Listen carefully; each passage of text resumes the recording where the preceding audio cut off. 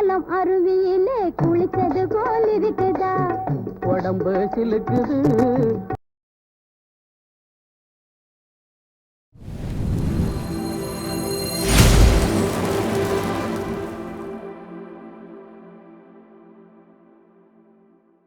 பொதுவாக மக்கள் தலைவர் எம்ஜிஆர் நடித்த படங்களில் வில்லன் ரோல் வந்து மிக முக்கியமான பங்கு வகிக்கும். அதாவது ஹீரோவுக்கு இணையாக வில்லன்கள் அவருடைய படத்தில் இடம்பெற்றிருப்பாங்க அப்படிங்கிறது எல்லாத்துக்குமே தெரிந்த செய்தி தான்.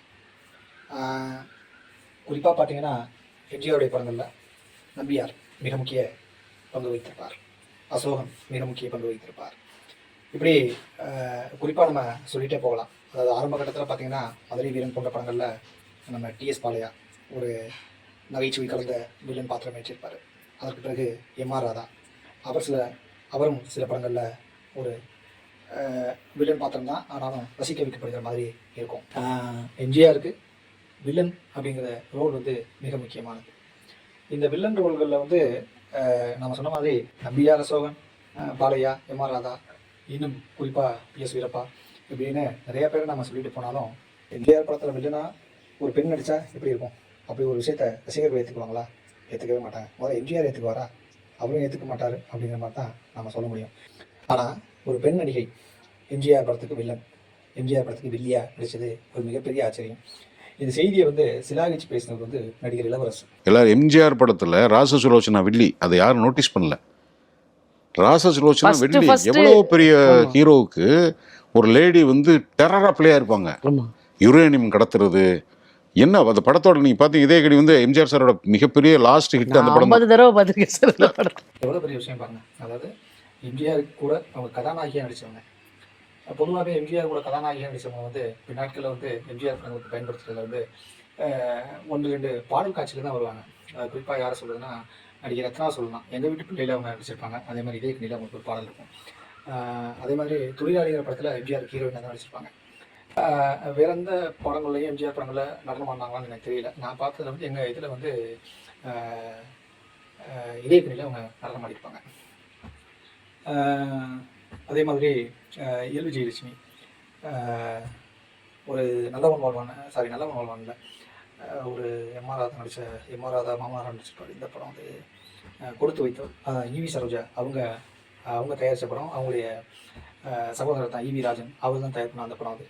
அந்த படத்தை கொடுத்து வைத்தவரில் எல் விஜயலட்சுமி எம்ஜிஆருக்கு ஹீரோயின் நடிச்சிருப்பாங்க. ஆனால் குடியிருந்த கோயிலில் ஒரு பாடல் காட்சியில் ஆளுடன் பாடலை கேட்டு அந்த பாடல் காட்சியில் அவங்க நடிச்சிருப்பாங்க. இப்படி எம்ஜிஆருக்கு கதாநாயகியாக நடிச்சப்போ பின்னாட்களில் இந்த மாதிரியான பாடல்களுக்கு நடனம் ஆடுறதை நாம் பார்த்துருக்கோம். நான் எம்ஜிஆருக்கு கதாநாயகியாக நடிச்சிருந்தேன், அவங்க வில்லியாக நடிச்சது இந்த படம் மட்டும்தான். அது ஒரு மிகப்பெரிய விஷயமா அவர் சொன்னார்.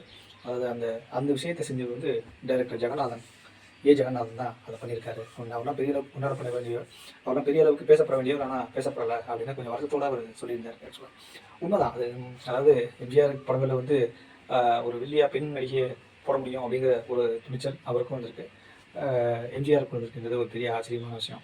ராஜசுலோச்சனா பற்றி நம்ம சொல்லப்போது எம்ஜிஆர் படங்களில் அவங்க கதாநாயகியாக நடிச்சது நமக்கு தெரியும். ஆக்சுவலாக குறிப்பாக குலேபகாவலியில் அவங்க 3 ஹீரோயினில் ஒரு ஹீரோயினாக அவங்க வருவாங்க. அது டிஆர் ராஜகுமாரி, எல் வரலட்சுமி, இவங்க ராஜசுலோச்சனா, இந்த 3 பேர். அதற்கு பிறகு பார்த்திங்கன்னா நல்லவன் வாழ்வான் ஒரு மிக முக்கியமான படம். அது 2ஆம் கதைவசனத்தில் உருவான அந்த படத்தில் ராஜசுலோச்சனா அவங்க எம்ஜிஆருக்கு ஹீரோயினாக நடிச்சிருப்பாங்க. அதாவது ஆண் வேடம் விட்டு வீட்டில் வந்து தங்க வச்சுருப்பார் எம்ஜிஆர். அப்போ தான் அம்மா வீட்டை விட்டு வெளியில் கிளம்பின பிறகு ஒரு பாடல் காட்சி இருக்கும். ரொம்ப ஃபேமஸான பாடல் அது. குத்தால மருவியிலே குளிச்சது போல் இருக்குதா, மனசமாக இருக்குதா அப்படிங்கிற மாதிரியான பாட்டு. அதே மாதிரி அந்த பாடல் வந்து சீர்காழி கோவிந்தராஜன் எம்ஜிஆருக்கு பாடியிருப்பாருன்னு நினைக்கிறேன். அந்த பாடல் மிக சூப்பராக இருக்கும். அந்த பாடல் அந்த பாடல் காட்சியில் ராஜசுலோச்சனா நடிச்சிருப்பாங்க. வேறு எந்த படத்துலையும் எம்ஜிஆர் கூட நடித்தாங்களான்னு எனக்கு நினைவில்லை. கண்டிப்பாக நடிச்சிருந்துருக்கலாம், எனக்கு அது சரியான நினைவில்லை. ஆனால் அவங்கள வந்து அந்த இதயக்கனி படத்தில் வில்லியாக போட்டிருப்பாங்க. அதுவும் பார்த்திங்கன்னா மிகப்பெரிய சக்ஸஸ் ஆச்சு. அந்த படம் வந்து ஒரு மிகப்பெரிய வெற்றியான எம்ஜிஆருக்கு. இதயக்கனிங்கிறது வந்து இன்றைக்கும் அந்த படத்தை நம்ம பார்த்தோம்னா அவ்வளோ பெரிய சூப்பரான ஒரு திரைப்படம் தான் அது. அதில் வந்து மாற்றுக்கிறது அவ்வளோ பெரிய ஒரு அந்த மாசின்னு சொல்லப்படுற அந்த அறிமுக காட்சி, அந்த அறிமுக பாடல், அதெல்லாம் சும்மா அசத்திருப்பார் எம்ஜிஆர். அதில் வந்து நம்ம இப்போ வரைக்கும் அந்த படத்தை நீங்கள் எத்தனை முறை வேணுமானு பார்க்கலாம். அந்த அளவுக்கு மிகப்பெரிய ஒரு வெற்றி படம் எம்ஜிஆருக்கு. எவ்வளோ பெரிய துணிச்சல், அதுதான் நம்ம இன்றைக்கி பேச வேண்டியிருக்கு. அவ்வளோ பெரிய துணிச்சலான ஒரு காரியத்தை அந்த இயக்குனரும் செய்திருக்கிறார். எம்ஜிஆரும் அதை வரவேற்றிருக்கிறார். இதை விட முக்கியமான விஷயம், எம்ஜிஆர் ரசிகர்களும் அதை வரவேற்றிருக்கிறார்கள் அப்படிங்கிறது தான் மிக முக்கியமான ஒரு செய்தியாக நாம் பார்க்க வேண்டியிருக்கு.